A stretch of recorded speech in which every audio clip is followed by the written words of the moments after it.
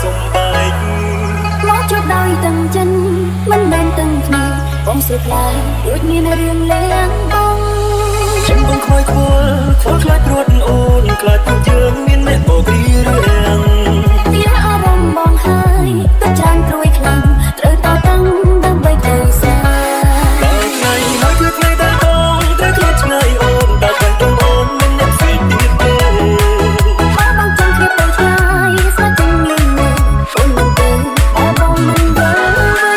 ថ្ងៃហើយគឺថ្ងៃដែលយើងត្រូវគេលប់បំបាយអូនគំទឹកមើលទូបងទៅគេទៅបងមិនអើយអូនទូគេបាន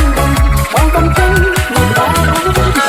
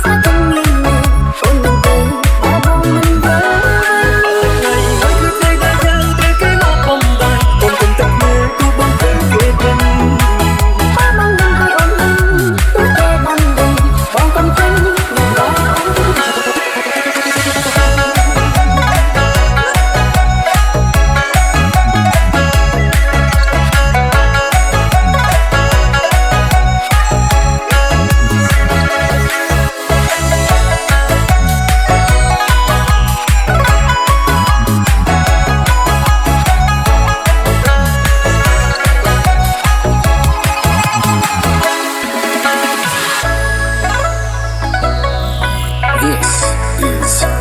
DD Feed. Here, the F4 team.